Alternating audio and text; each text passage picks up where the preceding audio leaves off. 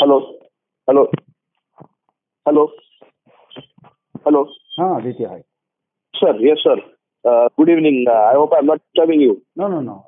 That is why I called you at this time. Okay, fine. No, I really enjoyed all your videos, and I could see a lot of the issues today. You spoke about this kachara, mental kachara and all those issues. Now, I think you know about Rusbe Barucha, and I think you like his videos and podcasts. I loved it. Yes.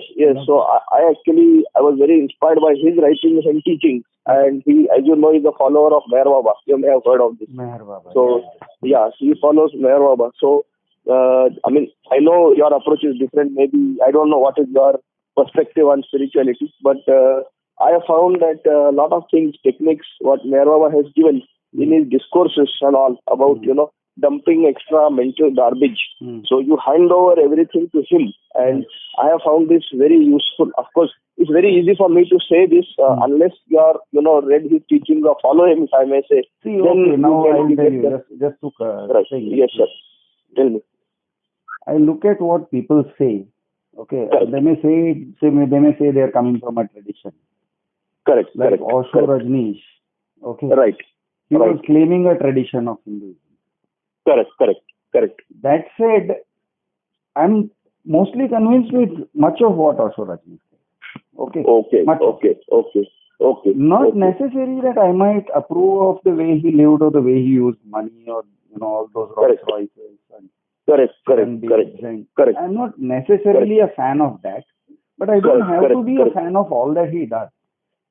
Yes, that is a certain way.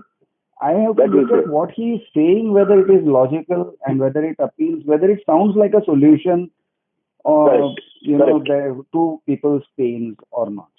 So same thing goes on spiritualism. Correct. I was a very spiritual person. And as recently as maybe 10, 12 years ago. And if you search, you will find in my blogs or on Speaking Tree some things about feeling one with God and all the rest of that. But I'm convinced that I'm convinced that there is absolutely nothing.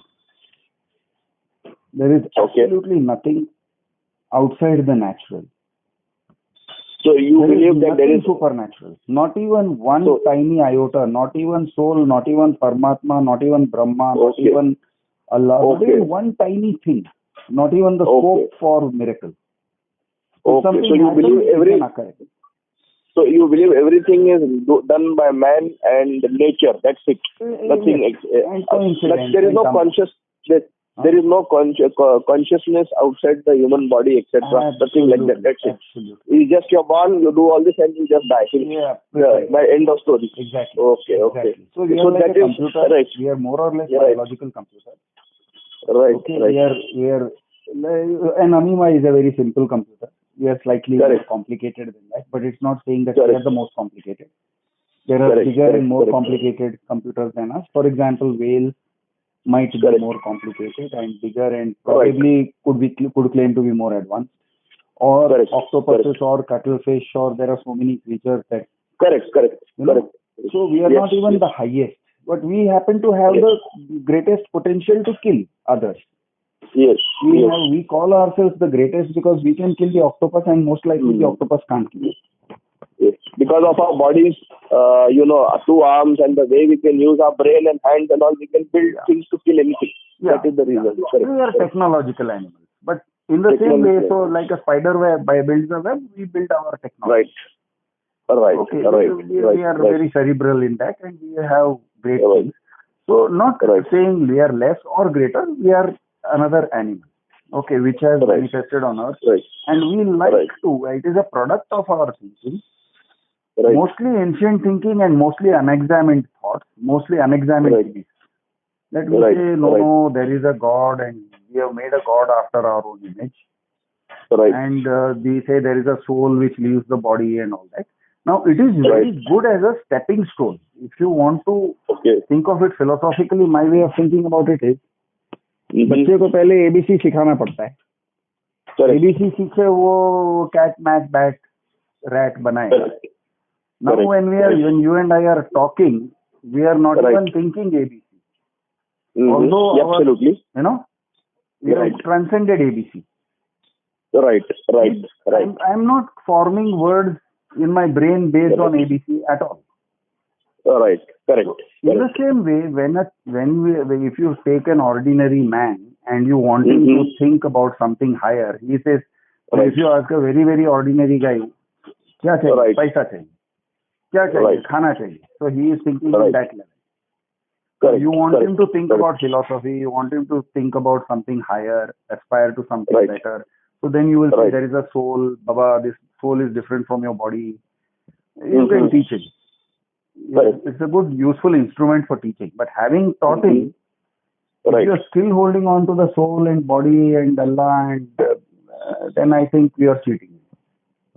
But then, sir, how do you explain thousands of experiences of people, various religions in the world, various spiritual movements in the world, which point to things otherwise? And this is our right out there. So just a question to you: How do you explain all this contrary evidence? It's very easy. Yeah.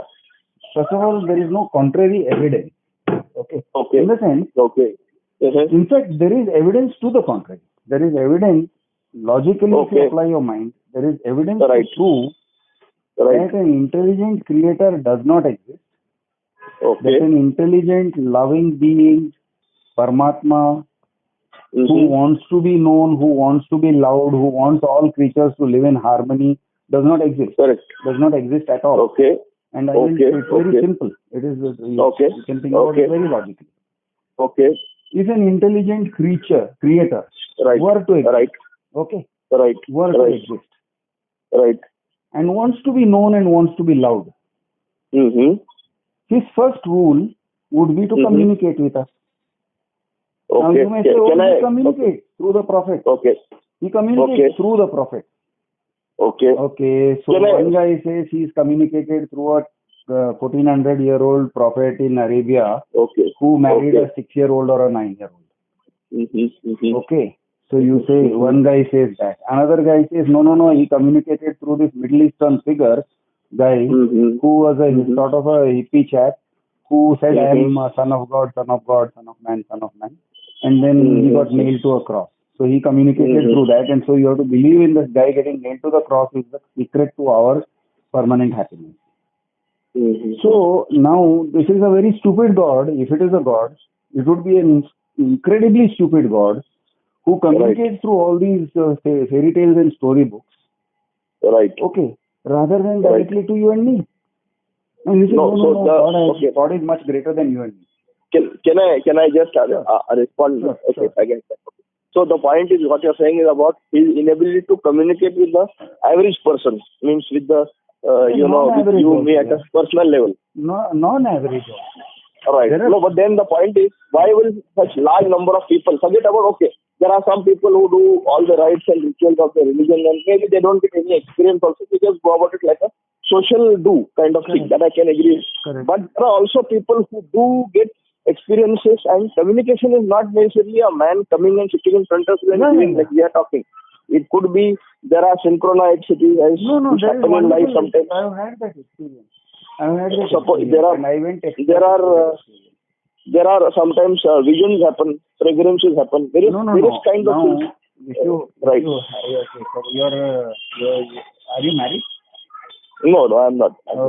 Anyway, you are the son of a father and a mother. Right. Hopefully loving. Not bad. So let us say you had siblings. Now your father doesn't play games. If he's a loving guy, he doesn't play games with you. He doesn't pretend. He doesn't play hide and seek. Father hiding in cupboard, giving gifts. Creating coincidences. बच्चा train railway track cross कर रहा था और भगवान ने बचा लिया. कैसे बचा लिया? हॉर्न मारा. वो बच्चा क्रॉस कर गया. Bhagwan gets the credit. It is a miracle that he sounded the horn at that time. Bhagwan gets credit. Driver doesn't get credit. Bhagwan gets credit. अरे वो थोड़ा फास्ट होता था ना, उसका पाव कट जाता था. But sir, isn't this anthropomorphism? Isn't this what you are saying? No, that this is more like you are attributing degree of anthropomorphism to a being which is thought to be without any attributes generally in its absolute state. So you are giving anthropomorphic details like this. No. So you are now. Let us forget about anthropomorphic. We say God in his absolute state, in his blissful state. Okay. Yes. In his, Nirakara, Nirguna, and all that. Yes. Okay. So he is basically a nothing. He's a nothing. Absolutely. He's basically a nothing who doesn't participate in the world. That is one state probably. There could also be an active state where he is running this film as part of his imagination. So that's also possible. Let us look at it like this. Right. We are worshippers of the Saguna. We are not worshippers of the Nirguna. If you say those kind of people also exist who worship Nirguna also. That is also one type is there. But Nirguna bolke bhi, Nirguna bolke bhi, you are at least worshipping something who is benevolent. First of all, you are attributing at least consciousness to it. वो एक attribute तो Yes, बराबर है, correct. वो consciousness वाला attribute निकाल दोगे तो you might as well be worshipping a rock. No, that is also a solid. That is also a solid. That is also a shape. Complete shapelessness. I am talking about shapelessness. Okay, so first of all, you can't visualize Nirguna. You can't even visualize Nirguna. Nobody can visualize Nirguna. But actually, if you see that the Nirguna in one sense, when you are deep state, without dreams, every night we all go into, from birds up to humans, that you can say is almost like Nirguna because there is no consciousness total of all things. So suppose you but then but sir, I hope I can put my point across. I am not interrupting you. Right. So now, for example, in our deep sleep state, in where we have no dreams at all, and when we sleep, we say we have slept very well, and then we get up in the morning. That time we feel fresh, no dreams, nothing. So that state, there is no consciousness also. But your existence is there somewhere. Now you look at your body as a fleshy body with a brain and all, that's what we perceive. But the consciousness goes somewhere. It goes somewhere. Assuming that's how it exists. Assuming that is God. Okay? Let us go with the assumption. Right. That is God. Okay. One assumption. One type of... No. You can't keep jumping all over the place. See, it is like See, I'm talking from my prism. You can have different... From my prism, that is the... Correct. It is the Nirguna state. You can say this is one manifestation and there is another manifestation. One manifestation. Absolutely. Agreed. Now let us go with manifestation. Okay? So you may say there is Sarguna, there is Saguna, there is Nirguna. You may say we are worshippers of the same person. They say Bhakti Marga and Karma Yoga and Jnana Yoga and all that. So there are different pathways to... We can do that. Not a problem. And Hinduism is a highway for that kind of thing. You can go to Bangalore by 3 different routes. It's like that. Yes, true. Mumbai to Bangalore, 3 different routes. You can go by rail, you can go by air, or you can go by road. And by road also there are multiple routes. True. Okay, you can take Bangalore road, or you can go to Goa, and then there are all these different routes. So that is fine. That is understood. There is no argument on that. The main argument here is simply this. Is there something worthy of worship? A. Is there something other than what is natural? B. Right. Okay. Right. Does the supernatural exist? Let's forget about God. Because when we say God, we start thinking of a divinity who is capable of intervening in the affairs of humans. And who cares enough. And whom just interject on one small point. Natural, when you say natural, what exactly means? It's a very obvious question I'm going to ask, but nonetheless, what do you call exactly natural? Okay, so when you see, so I'll put it like this. Right. There is a plane that is crashing. Right. It has 300 passengers, 300 human beings on board. Right. When that plane crashes, there is the laws of physics and chemistry in the case of an explosion. And biology, in the case of the people withstanding the impact and the explosion. So laws of physics, chemistry, and biology. Actually, it's all one thing. It is a unified whole, but we separate them into physics, chemistry, and biology. So basically, physics, chemistry, biology will determine who lives and who dies. Okay? Okay. So there is absolutely nothing outside that. Okay, and even the event of the crash itself, what caused the crash, also was combination of physics, chemistry, biology, psychology of those pilots.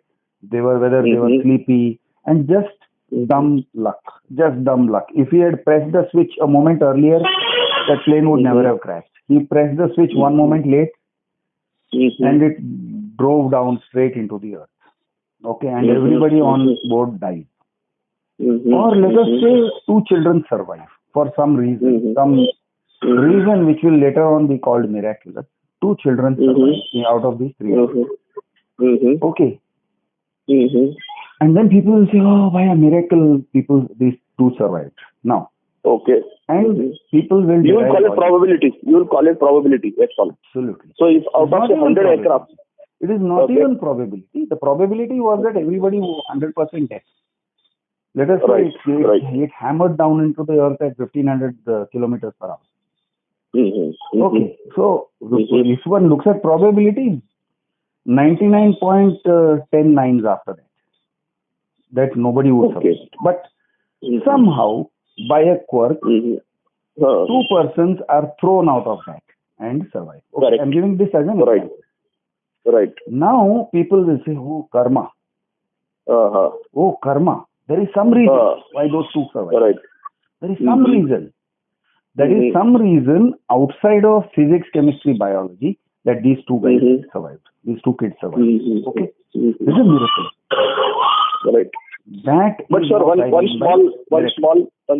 small thing to come to physics, chemistry, biology. What we understand. I am myself a biologist, zoologist. Just from that background. So the point is like this, all these things are inventions in the last 100 years. This kind of organized study, what we call physics, chemistry, biology, is if you go a few 100 years back.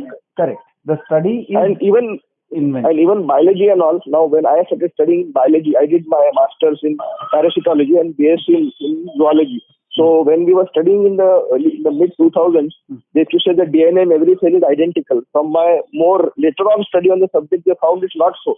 So what happens is that science also is continuously undergoing changes, and what we understand and perceive also is not correct very often. You understand later on. Like Niels Bohr theories are also Niels Bohr, some of his theories on orbits and all have been scrapped now. So the point is like this, that when our perspective tomorrow changes, we'll say today's chemistry, botany, zoology is some kind of ancient stuff, like in 15th century. That is where you're making the jump. You're making no, I just finished my one small point. Like just to have bloodletting 500 years back, they used to take a knife and release blood from your bicep too. Just to say if you lose some blood, it is very good. Now we know bloodletting has no meaning. So the point is this, that science itself is you can't consider it a perfect thing. It is very, very not an absolute. It's very deterministic and subjective. Let me answer. So there are 2 things. One is science. One is our understanding of science. Okay, so science is a discipline. Science is a human discipline of learning how nature works. Correct. Agree there. There is constant refinement of science. Correct. And so, you will never have, I believe in Newton. You and I will never have an argument on, hey, do you believe in Newton? No, I believe in Einstein. No, I believe in Niels Bohr. No, you don't have it. Then Einstein is not a Baba.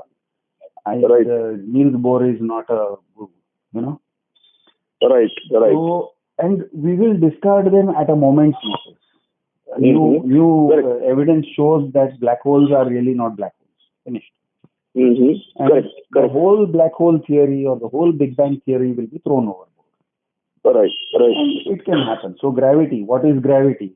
Earlier believed to be a force, now believed to be a part of So then the point is like that tomorrow, for example, if science does discover the consciousness of the human body, of the soul, something called a soul, outside the physical body, are you going to accept the question of this?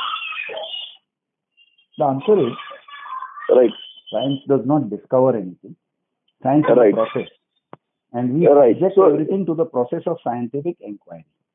Right. But then the point is not a god. Right. So science is not a god. But suppose science, okay, so to give you an example. Right. I'm extremely interested in a discussion on Mandela Effect. Have you heard of Mandela Effect? No. Okay. So Mandela Effect it looks like maybe it's a paranormal phenomenon. Okay. And it was called Mandela Effect because a lot of people, when Nelson Mandela died after 2000, sometime, I remember this. But a lot of people have vivid memories of Mandela dying around 1980 something, around the 80s. Vivid memories. Okay. TV में देखा. We had a holiday. We had this, we had that. When Nelson Mandela died. How come he was not dead? How come he's alive? How come he was alive till now? So that is called the Mandela Effect. So then that gave rise to a theory called the Mandela Effect. What is Mandela Effect? It's not a scientific theory. It's a theory of speculation. It's a speculation. No, it's similar. In fact, it's like very similar thing is the ghost arm. So Dr. Raghavan, he's one of the experts, I think, on neuroscience in UK. And he used to say that people, excuse me, in wars and all, who have lost arms due to amputation or, something like that, they experienced a feeling of an arm, which is not there, but they still feel the arm. So they called it a ghost arm. Then he did some research on neurons and all. But the point is, it still doesn't explain why you should have this, this kind of reflex feeling. It doesn't even scientifically, it doesn't completely come to the point, because as a biological adaptation, suppose you feel an arm which is not there, it's a very negative kind of adaptation. So it is a neuropsychological phenomenon. It's a neuropsychology phenomenon. Yeah, but this is where I tend to disagree with him, that his evidence as a neuropsychology phenomenon is not convincing, because nature doesn't support generally. So there are many, we can disagree on a number of things. Okay. And this conversation is not going to end with one agreeing with the other. True. So, however, the ground rules. Right. The ground rules are, either it has a natural explanation with this ghost arm. Either it has a natural explanation. Natural will mean neuropsychology, the way our neurons fire, how the way our perceptions are molded, and so on. Or there will be a supernatural explanation, which is there is a soul. The soul has the shape of the body. The arm has been cut off. But the soul's arm has not been cut off. The soul continues to have an arm. This is not a neuropsychology explanation. Or this is not even a normal explanation. Maybe everything is not inside the field of neuropsychology. Because this is based on the premise that there is something called a soul, which is still, it is part of the what they call the astral body. That is what they are going on, that premise. When you don't believe that there is any consciousness outside the body itself, obviously you will reject it. You will say, how can there be anything like this? Correct. Am I right? No, but even regardless of whether I believe, I should have good cause to believe. So here is how we structure it. And by the way, I have traveled those roads. Okay. As I said, I have been a believer till as recently as about 10 years. Right. Astral body, auras, you name it. Right. I had a very personal relationship with God. Like, God is my buddy. God is with me always. Hey, buddy. Right. So, I have been there. Okay. I have experienced that stuff.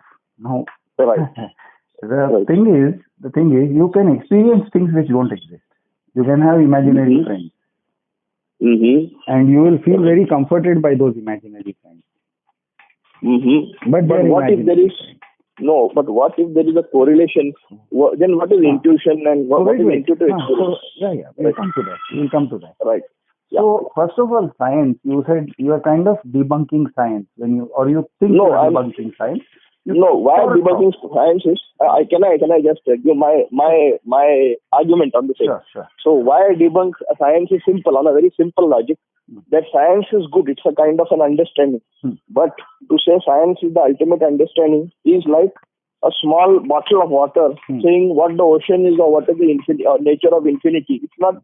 It's a certain arrogance. If you say science answers all questions, the arrogance comes from the fact that you know everything when you yourself may be limited. How do you know you don't know everything? Just like one simple example, I give one more.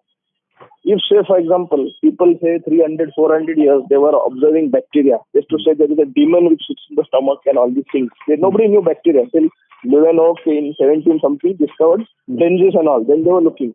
But till then, the general belief was some demon sits and causes stomach upset. Correct. So the point is like this, that and this was a scientific explanation came, but still, apart from that, you still get stomach upset sometimes for unknown reason. That's a different subject. Right. But the point is like this, that are we or have we not invented that microscope to try to understand these other realities? That is also the question, counter question. That. Yeah. Okay. So, the correct place of science. Okay. Where does science count in this scheme of things? Yeah. If science is something, if you turn science into a kind of a alternative idol. Right. That is a straw man logic. That is a straw man logic. I'll tell you why. Nobody is saying science is a god. Nobody is saying I believe in Newton Deva. Right. No, but you're saying that I believe everything only through the rationale of my mind and understanding. That is also one problem. Right. Tell me. When we say science, it is shorthand for the scientific method. Right. Okay. And it is shorthand for logical reasoning. Right.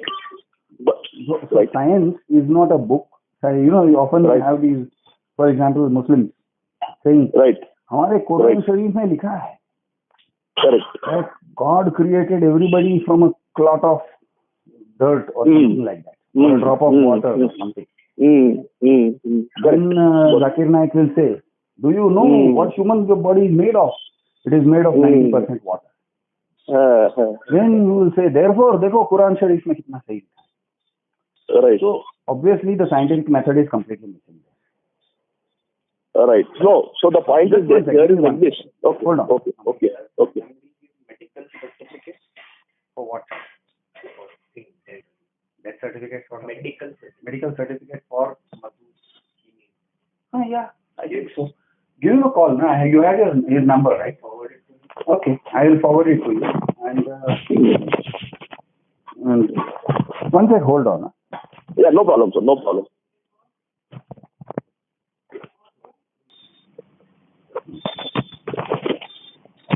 Yeah. Okay. Right. So science is not a god. Science is not an alternative to religion. Correct. It is, we have in our childhood, we have participated in these debates, science versus religion. I don't know if you have done it. No, not too much, but very common thing. I have seen Mr. Naik's debates also, and I have some idea about that. Science versus religion is a very common thing. Right. It is. And it is a very childish thing. Right. It is like apples versus elephants. Apples versus oranges बोलेगा तो चल argue कर लेंगे. यार apples versus elephants में क्या करोगे? I think my this thing is not on science versus religion. I think I look at as these are various forms of understanding. As what you said, no, Mr. Naik, not. Mr. Naik.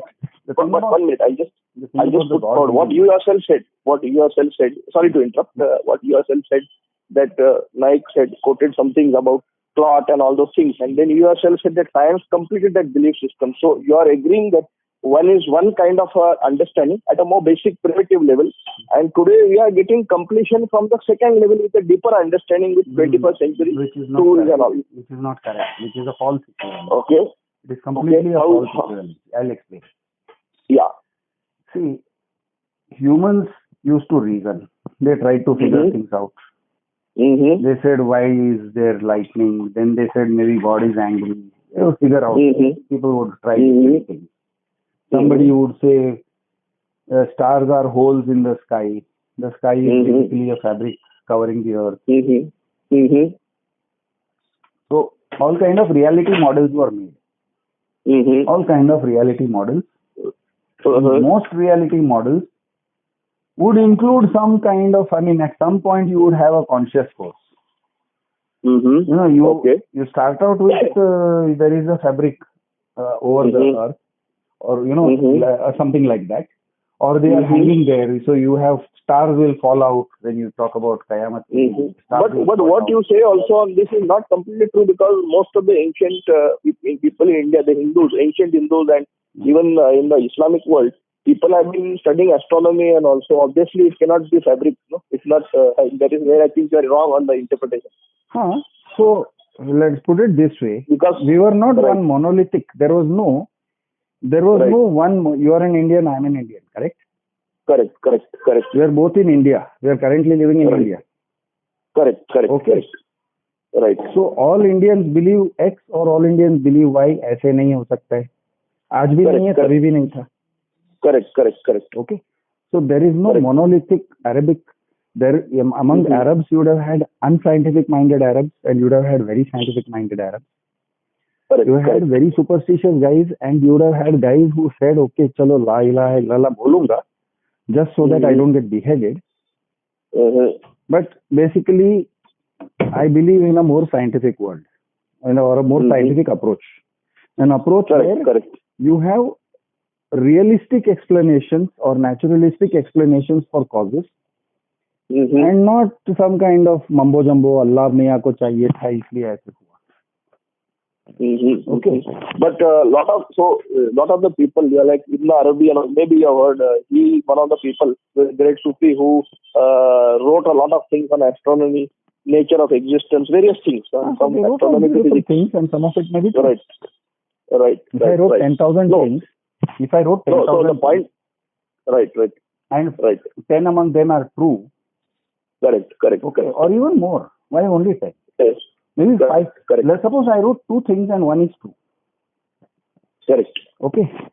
It could be. I wrote 2 things only, and 1 is true. One is absolutely true. Which one? Correct.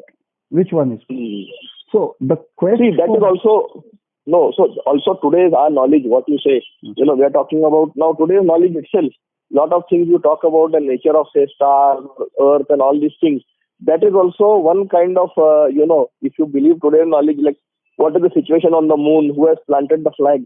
This is all information that given by US and Russia. We don't have our own people. Are you, by the way, are you going along the lines of flat earth and No, never landed on the moon? Just ask. No, not at all. They never landed on the moon, and you have been not at all. Not at all. If I believed in that, how would I believe that the existence of satellites? How would Yuri Gagarin invented? No, not at all. Okay. What I believe only one thing is that when you have a select group of people, a coterie of few nations running a system, information is definitely going to be earmarked. Is this really how you think? Is this really how you think information is organized? What I'm asking is, are you being mind controlled? Are you saying? No. I'll give an explanation. What is proved by many others, you can't hide. So, for example, in the 71 war, as you know, in 71 war, lot of the information was being hidden from the West Pakistani population about what is going on with the army. They didn't know they're losing. And the US also, and all these countries, their journalists were spreading information out, but the whole government was involved in a cover-up. So, when we come back to the point of view of the Cold War and the space race, we do not know a lot of things because we do not know where there is some element of propaganda. Just like recently, we claim that we have shot down a Pakistani F-16. Right. Well, as US says they are not shot it down. Pakistan government also says they are not shot it down. And obviously, the manufacturer of the F-16, Grumman, I think, they are not going to say they lost the F-16. So the point is, who is to believe here? Who do we believe? So we believe the Americans. Propaganda exists. Okay? So the point is that. Right. Now we are right now we are on only one thing. That's the supernatural. Right. But I'm just saying that existence since you are talking. No. So let us understand. Right. Okay. Right. Does propaganda exist? Yes, it exists.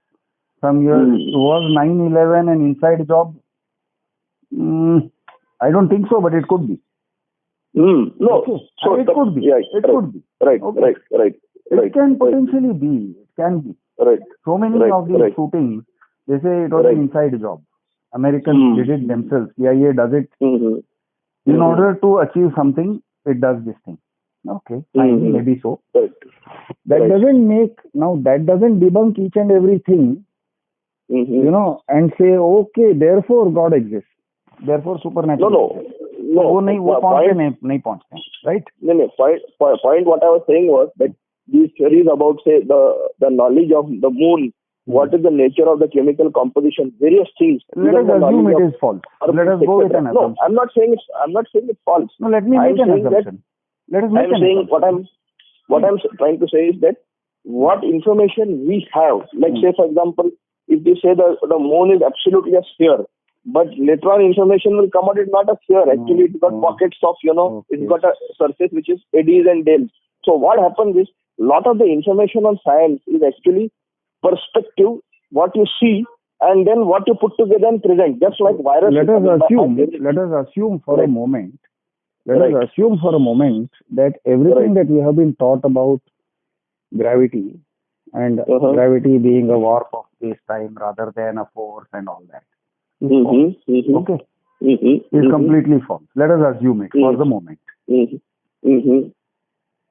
it prove that the supernatural is true?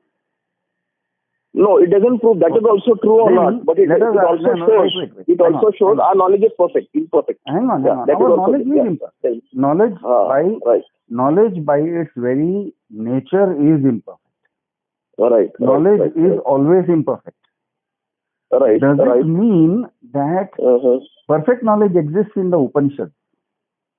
Okay. It could be. Why is it not impossible? No, I'll tell you why. It could be. That is where the logic jumps. That is where you are making a logical jump.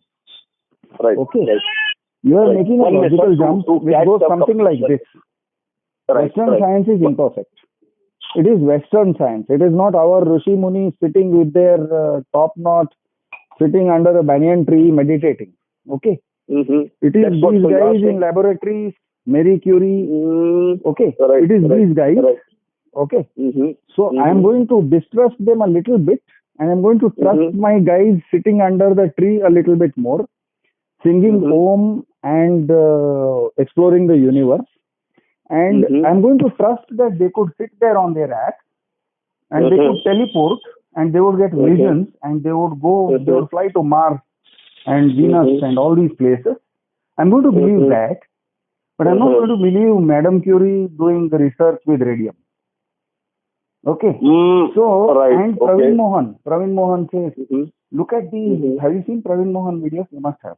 The name seems familiar, but I'm not able to. There's a guy named Praveen Mohan. You should check it out. He's a YouTuber. He's very well known. So he goes to various temples in India, in Cambodia. I think he goes into ancient temples and all. Correct. From south side. You see this? It is spaceman. See this space helmet? It is not. See this around the waist. This is a utility belt.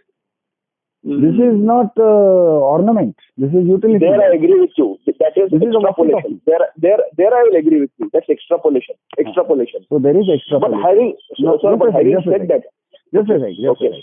See, the burden of proof. Let us go logically. Okay. The burden of proof is where the whole conversation actually should be centered. Who has a burden of proof? Or what as a burden of proof? So, does the burden of proof lie with people who say there is no God? There is no deity, there is no supernatural. Should the burden of proof lie with those who assert the existence of something supernatural? Gods, ghosts, deities, Nirakar, something good out there. Our ancient knowledge, ancient knowledge being true, being genuine, being complete knowledge. Again, there is a claim of complete knowledge, completeness. Correct. So now I want to ask you, our Upanishad. Now let us look at the claim of completeness. You know about Brahma, yes. You know about Atma, yes. You know about hell, heaven, yes. Fantastic. Do you know about what caused the smallpox? No. No. Could you cure smallpox? No. Did you have a way of vaccinating against smallpox? No. Okay. Could you pray your way out of smallpox? Polio? No. No. No, but we are still, we are the supreme civilization. We are a very high civilization, and these Westerners, they just became, they are just, that requires a burden of proof. No. Here I will put a counter question. If that is the case, then how is it that you have had many of the lot of the COVID vaccine, the second and third one, many people even after getting vaccination were getting infected. So this proves it is not there is not a perfectness in their science either. Perfectness. Perfectness does not exist. Perfectness does not exist. Suppose I say to somebody, wear a helmet. Motorcycle pe ja rahe ho. Please don't cross the speed limit. Please don't weave in and out of traffic. Wear a helmet. And you have two guys on motorbikes. One guy says, "Fuck you, man! I'm not wearing a helmet." When he weaves in and out of traffic, the other guy follows all the rules. Correct. But the second guy dies. Okay. The guy wearing the helmet dies. He has an accident. He dies. Then you ask me, देखा, ये होता है. So, but then what is the answer to that? What is the answer? The answer is A. Nobody is claiming a perfect world. B. Nobody is claiming perfect knowledge. Okay. Right. Or rather, the religion guys are claiming perfect knowledge. By the way, the religion guys are claiming we don't have laboratories, we don't do scientific research, we don't observe a scientific method. We go from a point of faith. We believe that our God wore dhotis. We believe that Kalima likes chicken sacrifice or goat sacrifice. We believe there is a Kalima. Okay. We believe that Ramakrishna Paramahamsa actually was like a very, very enlightened person. Why? Because we say so. And not a But then what about the hundreds of Westerners? And I know what probably answers some. Who are convinced because Westerners are as gullible as anyone else. Now, but then they come from a culture of reason and logic. So no, they are not from a culture of reason and logic. They are a culture of idiots. But they are a culture of idiots. You only said they have invented space rockets and vaccinations and all. Sorry? Are they Aditya? You don't convert people into monoliths. Western culture like this, Eastern culture like that. You and I are standing here arguing. You are an Indian, I am an Indian. Correct. Okay. Correct. Right. So, there is no such thing as culture of logic. If Americans were logical, then they would have had much better gun laws. The fact that they have gun laws and they have police running around with tasers shows that they are a nation of complete chutias. Okay. That's also there. Completely. They are idiotic. So there is no logic. However, it is also a fact that in this nation of complete idiots, they do more research, more scientific research every year than we have done since independence. Also, we have been under some kind of occupation for 1,000, close to 1,000 under occupation, but where is the we? Before the occupation, there wasn't a thing that you and I could call a we. But there was some form of culture. There was some form of culture, some form of religion, some form of common culture. Some form of culture. Go and talk about your form of culture. You're a North Indian? No. I'm from Maharashtra. You're from Maharashtra. Okay. Yes. You've seen Allu Arjun, right? This the star Pushpa. actor. Yeah, that guy. Okay. Means I don't follow much films, but anyway, you can educate me. Right? No. दाढ़ी लगा के वो चप्पल घिस के dance करता है. नहीं. I'm not familiar. Sorry. अच्छा, you haven't seen that. You haven't heard that this thing. Okay. I tell you. Okay. North and South India are almost like two different nations. Correct. Absolutely agree. Okay. Their beliefs are culturally so different. Cultural beliefs are so different. Their ways of wearing clothes and their ways of what is aesthetic in Karnataka is, or Tamil Nadu is anesthetic in No, I've gone to the south, lot of Bangalore, that side, Karnataka, northern, southern. I have an idea. What you're saying. So there is no monolithic India. There is no monolithic even east and west. Between ourselves, we are divided between vegetarianism and Gai Mata and versus. But there is also one idea of India which unites all of us. That also you must agree. That there was no idea of India. We will have to, that same idea of India, ना, right. Pakistan cricket match जीतेगा ना तो हम लोग रोते हैं. Britain को जीतने दो लेकिन पाकिस्तान नहीं जीतना चाहिए. So no, that is only one part. So, it is a kind of a ego. It is a kind of a collectivization, isn't it? After all, a Kashmiri is quite different from a Tamil. Part of Akhand Bharat. It is now an administratively separate unit. But it was part of the same. It was part of the same larger culture, just like we say in Europe. As we say in Europe, correct? As we say from Europe, Europe starts from Britain, going up to Russia and Norway, right up to Italy and Sardinia and all. Same way, this whole region, starting from probably today's Afghanistan, going down to Tamil Nadu, and this side from Burma and all, Bengal, Eastern Bengal, right up to Kutch and all, is one Balochistan, probably the borders of the Indian subcontinent. Am I right? What I'm saying? No, that is true. But that is historically, so we have one culture, we have one kind of more or less. We have one South kind Asian of culture where there are cultural similarities going into Korea. For example, Tamil language has remarkable similarities with Korean. You take a Korean and you take a Tamil and you say, okay, what is the word for this? Say, I don't know, I'm just giving you an example, banana. So one will say one thing, another will say another thing in the same accent. The same thing. The same thing is said. That is because of Chola Empire ruled right into Southeast Asia. That is probably the reason, one of the reasons. For the same matter, words like ghar, chadar. Right. Okay, pur as in, Rampur. Right. Same word, pur, ghar, chadar and so on and so forth go all the way up to Persia. And go into Macedonia, go to Greece. Okay, go to Central Asia. Correct. But we are coming back to the point about what is the idea of India. We are not, that poor did not originate from us. Okay. Right.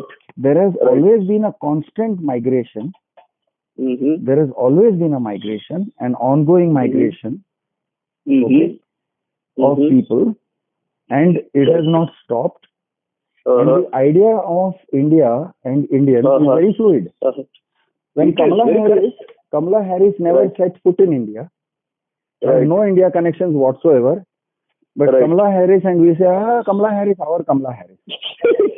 Okay. There I agree with you. On the other side, you have Sonia Gandhi, married an Indian. She's not an Indian. That is the hypocrisy. Rishi Sunak Indian है. साला उसको defeater है. वो तुम्हारे ideology को मानता नहीं है. लेकिन ऋषि सुनक इंडियन है. अरे वो अपने नारायण मूर्ति का नाम है.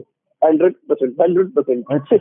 This is that is the immaturity also. It's a very plastic concept. That is with all these things you must also understand. 70 years of independence, people are looking for aspiring for some presence in the world and all.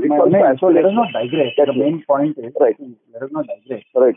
So we all like to feel good. Every man likes to say my dick is bigger than you. Okay, I'm an Indian. That is ego. Okay, so that is ego. So there is a lot of ego. I'm an Indian. Right. I'm a Hindu. My culture is your culture is ignorant. My culture is full of truth. Your culture is full of lies. Not all believe that, but anyway, everybody has that, and even I would have it to some extent. Right. Yes, everybody in one sense. Yes. Superiority. It's a superiority complex. It's a complex. We always say you go and ask an Ethiopian, he will also say the same thing. Correct. That is normal. This is normal. So for us to say no, our Hindutva, our ancient Indian culture and all. No. I am not talking from any of those. I am talking from the absolute point of God in any civilization. The same entity. What I originally started was. He is not at all the same and does not even share similarities. Just one second. No, but just one second. Hold on.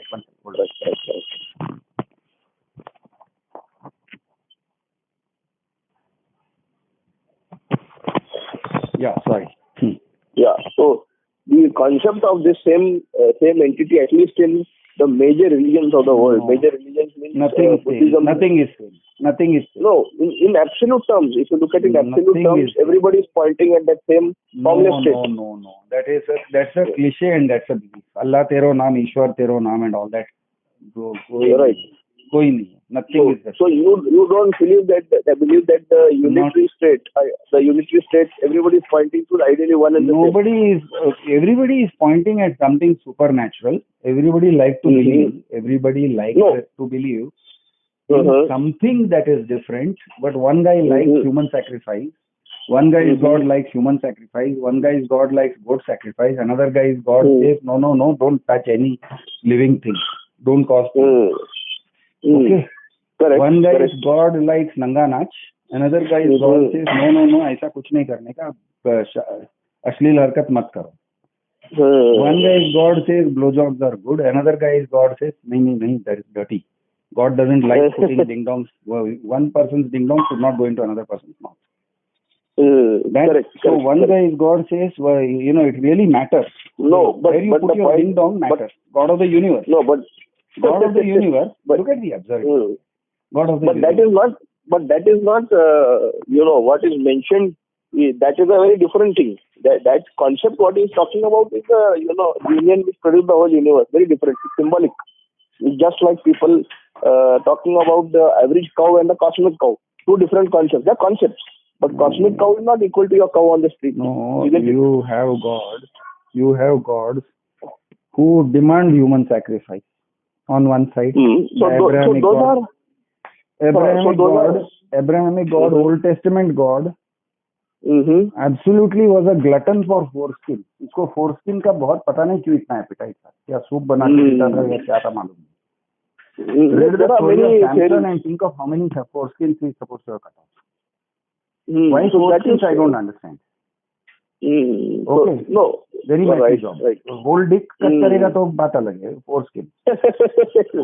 You are very obsessed with this particular totally. Sex is very important. But I think. But my point is that is only one aspect. Why I am obsessed is one thing. Why is God obsessed? Right.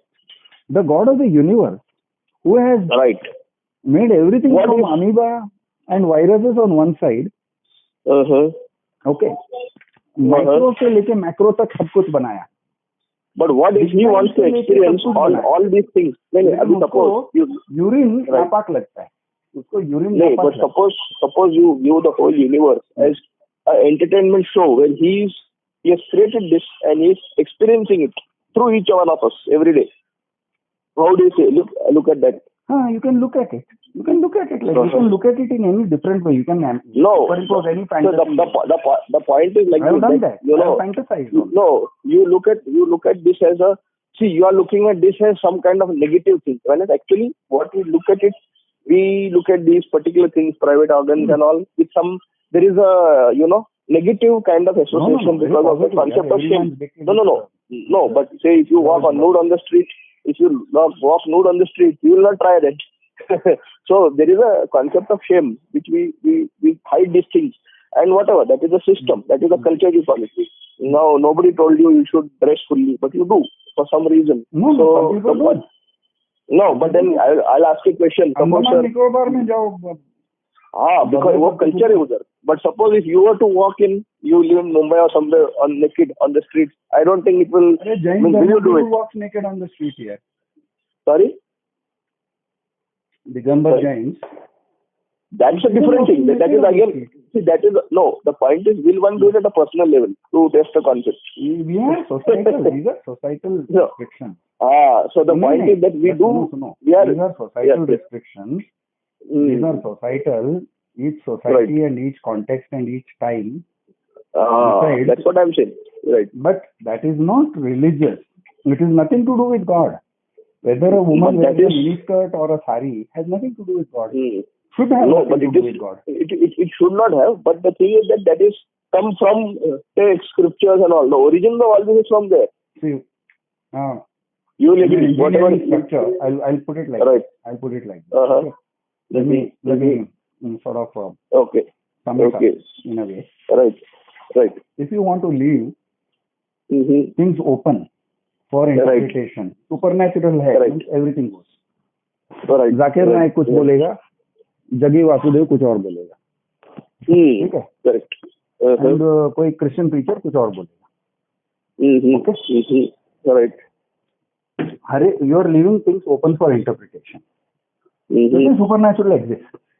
This is supernatural not only exists, but is very, very important. It is more important than your daily life. What is happening on earth is not important. You will die and go to heaven. That is where things get really important. Okay? ये सब अभी जो हो रहा है वो सब छोड़ो. This is all minor stuff. But the real big stuff is when you die and go to heaven, then God will judge you whether you are a good guy or a bad guy or a rapist or a murderer or what you are. Okay? But if going by the Christian philosophy, if you repent and believe in Christ, maybe a murderer, maybe a rapist, doesn't matter. So, if you are a Hindu good guy, you are going to hell. This is a Christian scheme of things. Correct. So these are belief systems. If you are a Hindu good guy, but you don't believe in Christ and you say, "Kaun hai be? Ye Christ kaun hai?" You're going straight to hell. So that means it's not the fault of God. It is the fault of the people who have built this religion. But you and I will never see God. Okay, why do you feel so? Why do you feel so? Maybe if you hallucinate, if you and I not really powerful stuff. No, not required. Not required. Anyway, tell me. The important thing is, right, in the dealings of human beings, if you leave a small hole open, saying ये दुनिया ऐसा है, ये दुनिया अभी जो दिखता है ना, उसका प्रोविजनल है, एक्चुअल में है ना, कोई उसके ऊपर है, कोई उसका बियॉन्ड है, और वो सब कुछ करता है, ओके, और कुछ भी हो सकता है, कुछ भी इलॉजिकल हो सकता है. See, but the thing is, I will tell you where your logic. Just a second, hear me out. Right. If you leave this possibility open, I'll tell you what I would do. I can go with a knife or cleaver and split a guy open from his gullet to his groin. Correct. They'll prosecute me and say, God, Lord Rama told me to do it. Yeah, but then one thing is there. He was evil. In all this, he was evil. No, but वो है ना, but all these people था ना, ये दुर्योधन का ये था. He was Duryodhan reincarnated or Ravana reincarnated. So Lord Rama appeared to me in my dream, and not only in my dream. When I was doing it, he told me, "बेटा गले से लेके पूरा groin तक ऐसा line खींच डाल." He said it. I did it. Finished. Now go and try that guy. Now go and try that guy. Is the judge going to accept the proposition that the Almighty intervened and said, do this? You will not like it. You will not like the country if it turned into that. No, but that is because that is based on the fact that we are looking at the fact that the judge is judging things where he's saying this man is either a fanatic or is insane. He's judging it on the basis of his mind. No, you think? And that man what he says. Why don't you have faith that actual this thing can really happen? Are you saying Lord Krishna didn't exist? I'm asking you now. No, very strictly. I believe he did exist. Good. Yes. He did exist. Yes. Are you saying Lord Vishnu does not exist? No, I believe it does exist. Lord Vishnu exists, correct? Are you saying Lord Vishnu cannot appear before me? Or before you? He can appear, maybe. Correct? Yes. He can appear, correct? Yes. Are you saying Lord Vishnu, who told Arjuna, Vadkar, iska Vadkar, uska Vadkar, cannot come to me and say Vadkar? He can. It's possible. But how you? Then why would burden of proof be on me to prove after मैंने वध किया? What is the burden of proof on me के यार you prove के वध किया? You call me a maniac. You say साला ये चुतिया है, ये maniac है. No, he's a menace to society. You are not going to say no. He is divinely inspired. Why? Why? But then suppose, let's turn this argument around. Suppose you were in the 26th level in the hotel in Bombay and you repeated the same thing that Vishnu came and told you this or whatever, and you were to have gone and killed Kasam somehow, wrestled his AK-47 and killed him. Then what would be regarded as? Would we say that this is divine intervention? Has it happened? The question I put to you. No, you tell me when it has really happened. Because this there have been this right. ये वाला जो है, and by the way, why didn't divine intervene? When the divine could have intervened, is it a like, are we looking at a benevolent God? Or benevolent God wanted the chapter to play out? See, can I answer it from my belief system? So the point is like this: if you do believe in something called reincarnation, if you do believe in something called karma, where you are currently, you may be having a lot of sack full of sins, and you may have to suffer. I'm not saying, again, I'm not supporting the terrorists or any of these people. This is the outer there is a guy. Suppose there is a guy who is absolutely a pot of sin. Okay. Right. दुनिया का जो पाप बोलो. Okay, for example, Idi Amin is supposed to have been one such guy.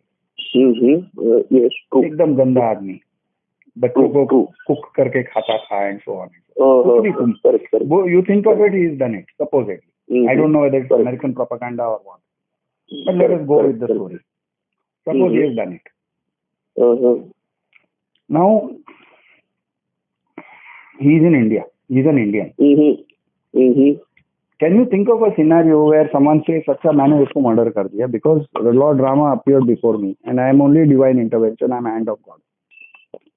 You mean somebody who killed Idi Amin? Or Idi Amin did this? No. Someone killed Idi Amin.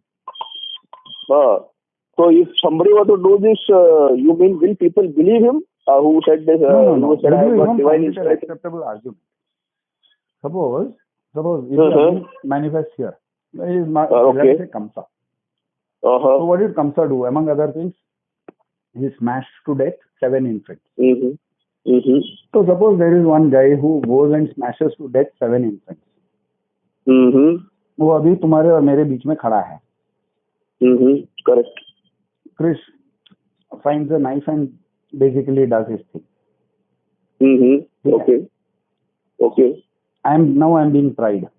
Now I'll say actually Lord Krishna appeared before me. Lord Krishna appeared before me and said, "This is Kamsa." Right. Are you going to believe me? Let's go from there. No. Are you going to even now, halfway believe? Are you going to say, see, you may go with the argument, if I was under threat, I acted in self-defense, वो एक बात अलग होता है. No, I'll tell you a simple thing, what I see. Now look at the Kasav. I like the Kasav instance a lot. Suppose somebody had done this to Kasav and taken him out. Okay. This definitely, if this was heard, because it is a positive result. It is what the result society wants to hear. So, just 1 minute. I have a lot of pet cats, so some other cats also come to disturb. Nice. Yes. So, the point is like this. If you were to bring about, say, a situation where somebody killed Kasav, and then that man says, "I got divine inspiration," he gives the story. I am sure, because the result is positive. Would you go with it? I wouldn't. I am very clear I wouldn't. See, I do not. One thing I can say that these kind of experiences could happen. I'm open. See, one minute. You may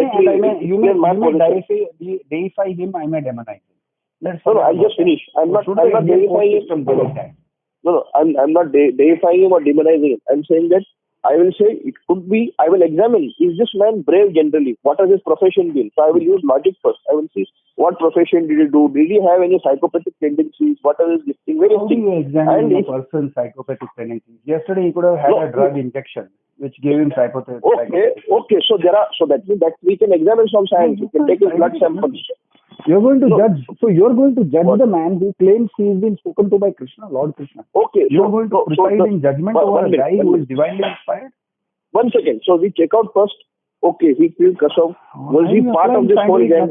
Why are you applying scientific method to this? Because I believe in scientific method. Divinely inspired. He's divinely inspired. 1 minute.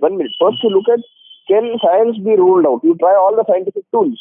If all the scientific tools are failing, that where this man is a very meek kind of fellow, say he is 5'2" and very skinny, he's 60 kilos, and he's surviving of rice and dal and doesn't eat anything, to use the Indian district, he's like a vegetarian and very peaceful, he's like a small clerk somewhere, something like that. What does rice and dal have to do with nature?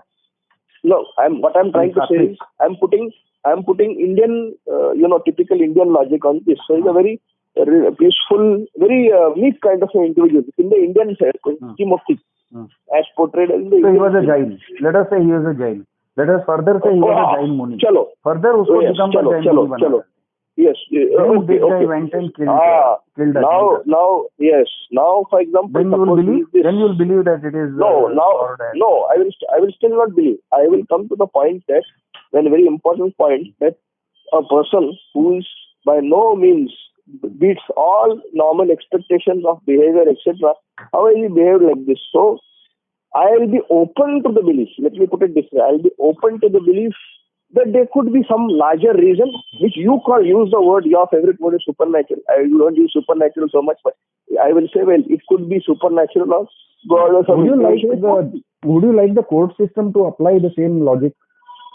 But very would often you like living in India? Suppose now you are a judge. Okay. Right. So suppose you are a judge. You are not just any old Aditya. You are Justice Aditya. Right. Okay. You are Justice Aditya of Supreme Court. Correct. Justice Aditya says, wait. It is true that this guy has nothing to do with that guy and he randomly attacked him and killed him. This man, this mass murderer, he killed the mass murderer. Maybe, just maybe, Lord Vishnu spoke to him. And I would like to consider the possibility that Lord Vishnu spoke to him. No, Justice Aditya of Supreme Court. See, you're putting these words in my mouth. If I was in the legal system, obviously I am going to give pronouncement. Now, why would you not bring in Lord Krishna? If that is one minute. Why would you try to mince words? 1 minute. Can I finish? Can I explain my viewpoint? Since you have placed me on such an eminent position. So the point is like this, that when you are doing any profession, obviously you are in a secular country, you are not going as per any religion or book of any peoples. So the point is like, you are going to give a judgment based on the logic of the constitution and the laws, etc. But why? No, because 1 minute. I could have, say, for example, I and you with the capital T-R-U-T-H. 1 minute. If something is the truth, if Lord Krishna really came and spoke, if you believe Lord Krishna came and spoke, why would you have to couch it into the language of circumstantial evidence? And he was primarily an non-violent the point is like this. I have not seen this happening. This is what I hear from him. Would you be open? I may be a follower. Would you be open to it? As a justice? I will be open because of my belief system and experience. I will be open to it. But would I give it credence without evidence in a court? No, I'm not going to say. Use evidence. Peacock feather. Krishna ka peacock feather. No, I will not accept. I will not. There is a nice bamboo flute found on the sea. No, I will say. Let me put it this way. I will say in personal listing. That yes, you could have this experience. Was this your experience? Was this how it is? But as far as the legal judgment is concerned, it is not the style in which you put a legal judgment and without evidence, because we are in a scientific system. I am coming back to the point. Scientifically. No, one second. Just like now, for example, 1 minute. Just now, for example, when you are, say, in school or in any place, you are in cricket. Let's say cricket. In cricket, you can say, for example, bowl wides also. But why you don't bowl wides? Because you are going to be penalized. So you do as per that system there. You may have a personal belief. I may have a belief that I'll bowl wides and I will win the match like that, because I don't want to bowl straight in. I'm going to be hit. I don't have the capability. But same way, when you're giving a legal judgment also, you will give it from the point of view of what stands in logic and what stands according to the laws. So personal, my belief will be something else. Judges also don't speak in terms of Lord Rama and Lord Krishna. I get that. Yes, but they may have personal. They may have personal. Now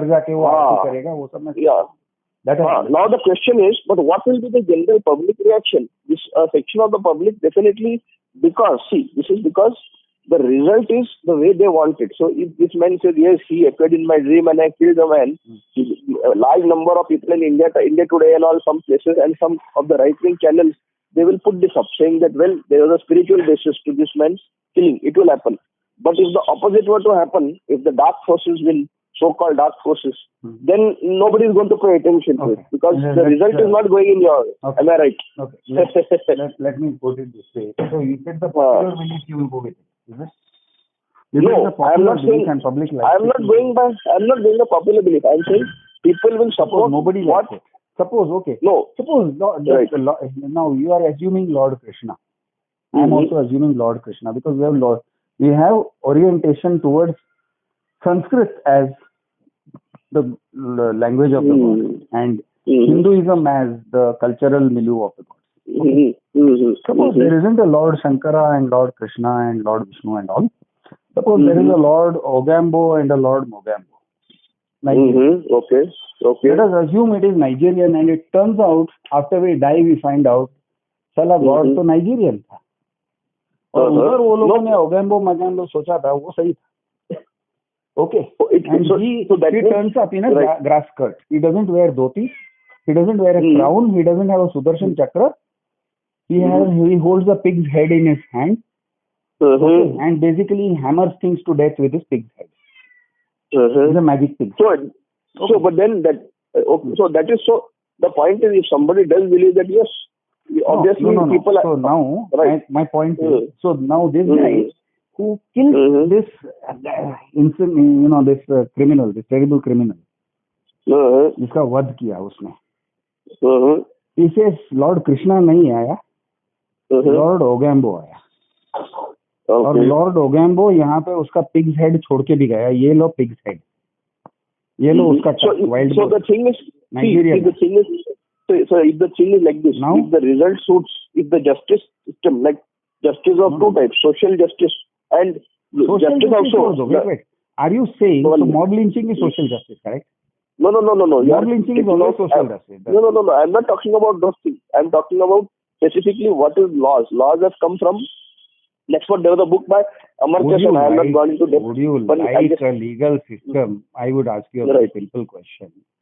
Do you want to live in a country where the legal system makes allowances for divine intervention? Where a guy can say, okay, for example, so there is a guy in Islam, one of these surahs or sunnahs or something.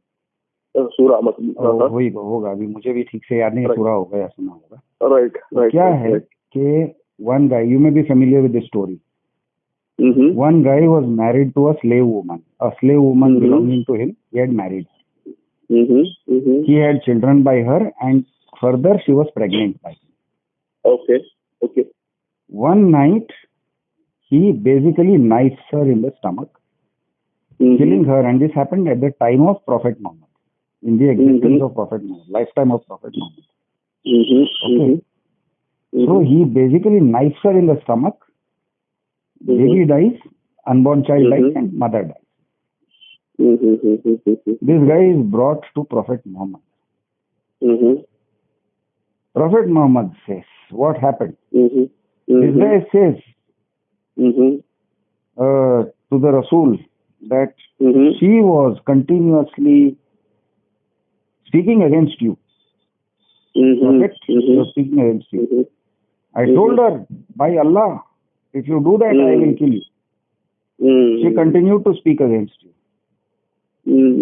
Then, by Allah, I thought I should kill her.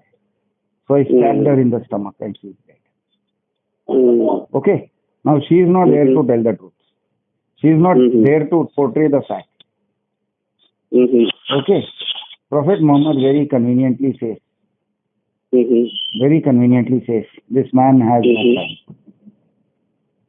This man has no? He has not committed any crime. Let him see. Okay. Now you have a country, now you have a nation, or now you have a situation where Muhammad is a lawgiver, and all that one has to do if he wants to kill his wife or his son or his father or anybody else is to say that he was speaking against you. Okay. Now can I come now on that very point? See, all these systems of justice and all, that's what I was coming to, a very important point of is justice social? Is it derived from social norms or is it derived from religion? There was a book by Amartya Sen. I'm not a big fan of it, but I just saw the title and it got me thinking. So the point is like this: lot of laws throughout the world have had their origins both initially in religion, throughout England also, right till 1950s and all, till they secularized the laws in the last 70 years. Now you have had, there are laws based on social, what is social, and also science, society, science, psychology. Those things are influencing lawmaking. Just like you have gay, LGBTQ, all these laws have come from where they are not in terms of religion. These are not allowed, but people have brought about legalization of all these particular groups. So the point is like this: what social standards today we look at the world is very different from 1500 to 2000 years back. And today, if the way we treat animals, the way chickens are kept in cages and all, people will, after 1500 years, say these people are savages, how they were living. So you can't compare. Point what I'm trying to say is, justice is an evolving concept. No, wait. Justice is an evolving concept. Now I want to ask you a simple question. Wait. Yes. Justice is an evolving concept. Perfectly correct. Yes. Now I want to ask you. Yes. Has God also been evolving? No, God is supposed to be absolute. Wait.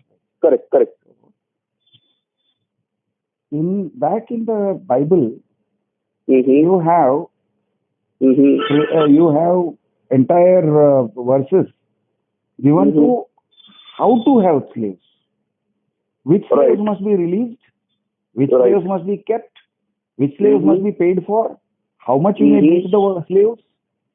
Correct. What is the punishment for blinding a slave in one eye?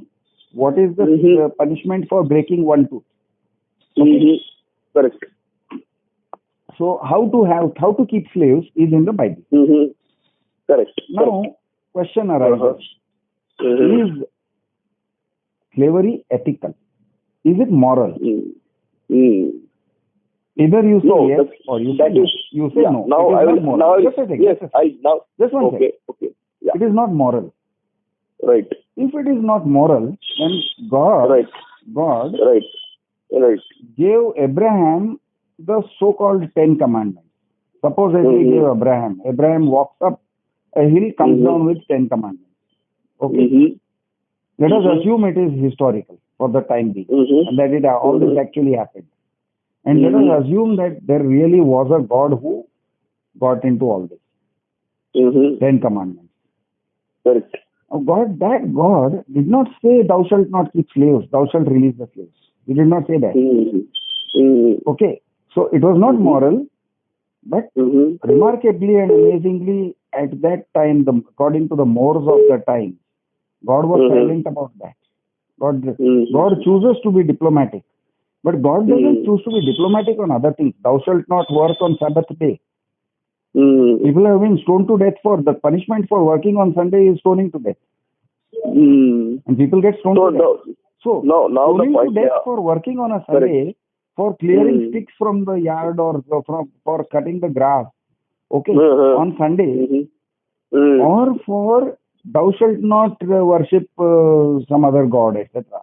Okay. So the punishment for worshipping some other god used to be death, stoning to death and so on. Now, simple. So you have a God who is very jealous. He says, hey, दूसरा God को worship नहीं करने का, नहीं तो इसको मार डाल. So that God does not, so what does God approve execution for? Worship of some other God. If that is the same God as the Hindu gods, you seem to think that Abrahamic deity is the same as your deity. That Abrahamic deity approved of slavery, which thankfully doesn't seem to have been institutionalized by religion in India, although we had the caste system, but it was not slavery. Caste system is caste system, it's not slavery. Correct. Okay, but the Abrahamic no, in parts of India, in some very remote parts of India, there was a kind of slavery in Chhattisgarh and that state. So as a social structure, it has been there. Yes. It is not part of religion. It is nowhere mentioned in Vedas or Upanishads. Slaves are nowhere mentioned in Vedas or Upanishads. Castes are mentioned. We have a caste system. We have Sudras. Okay. Yes. But we don't have slavery.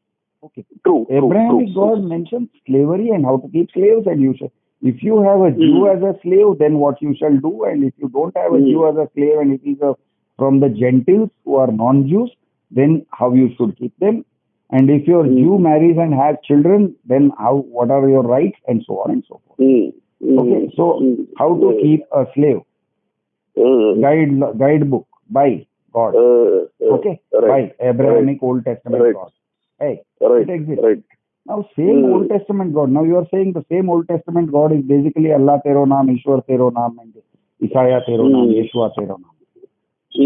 So something doesn't sound right. Okay. No, so can I put Yeshua Tero Naam doesn't work.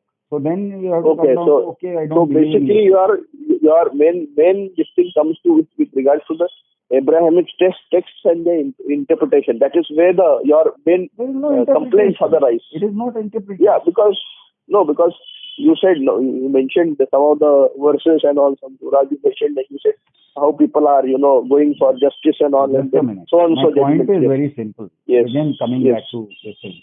Yes.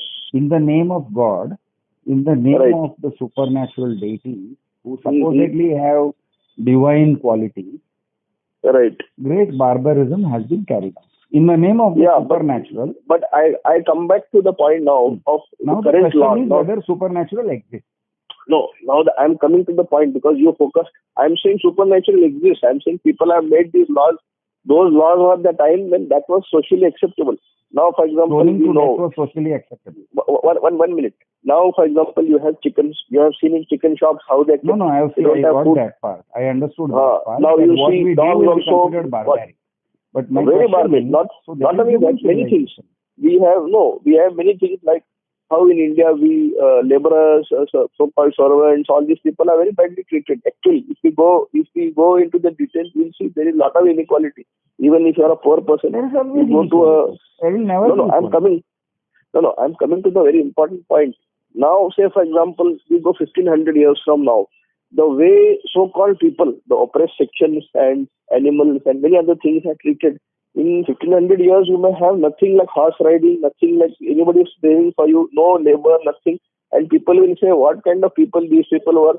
They were following some, point. What I'm saying is, you can't judge year 3000 by 2000. I'm judging God. I'm not judging people at all. I'm judging the God. Now the question is, you had a God. But then our legal system.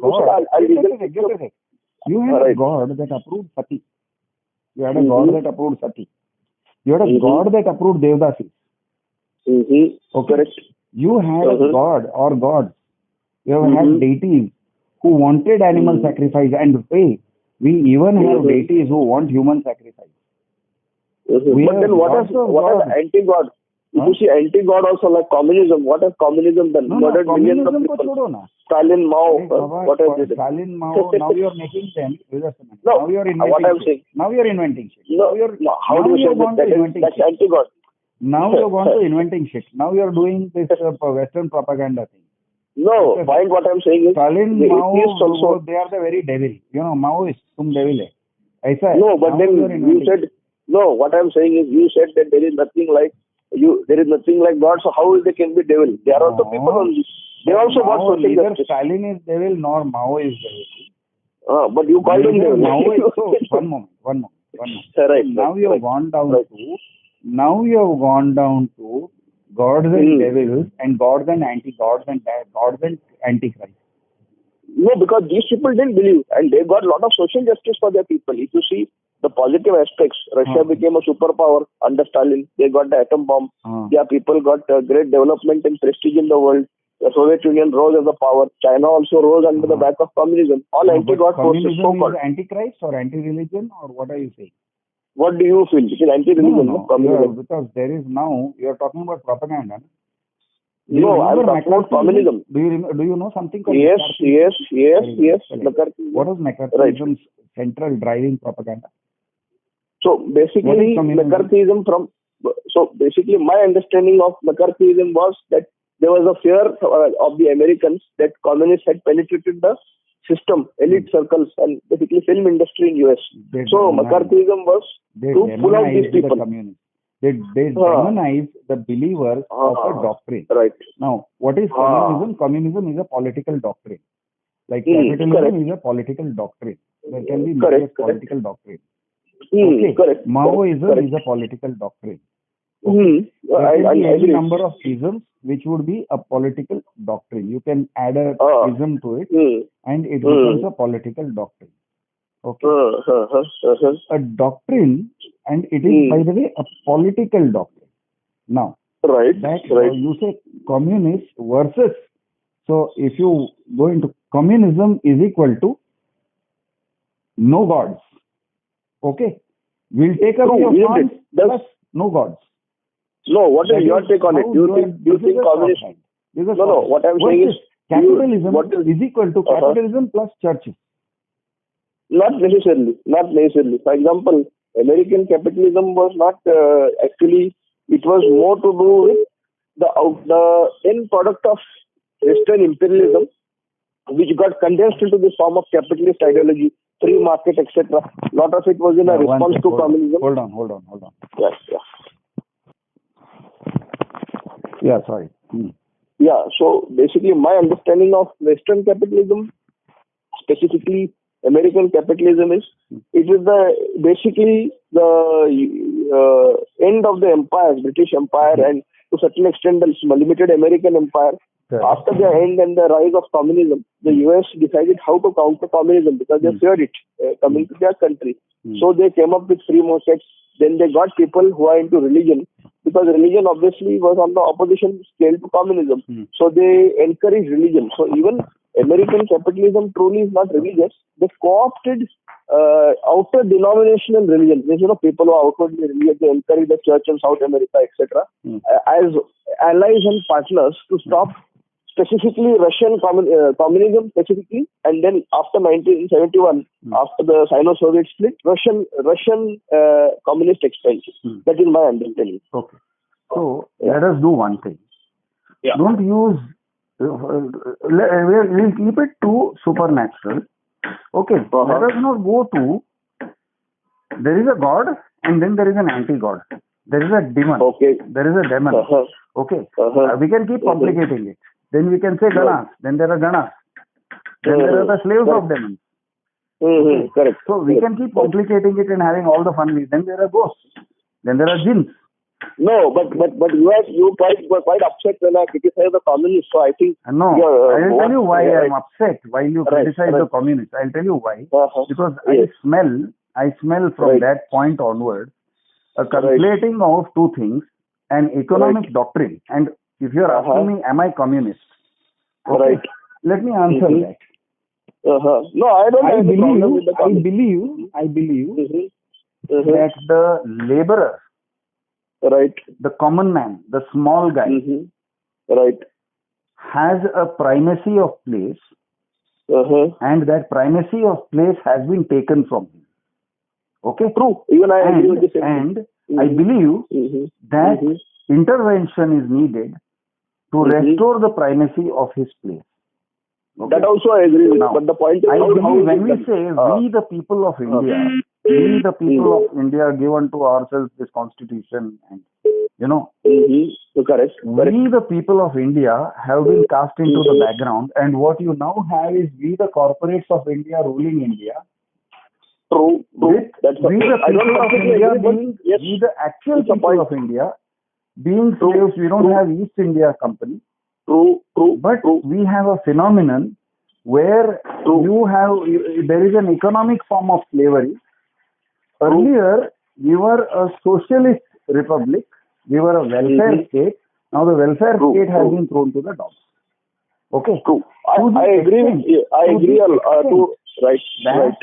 To the extent that this has happened and to the extent that correction is needed, I am a communist. Now, if you say my atheism is more like Scandinavian. My communism, the answer is no. So your kind of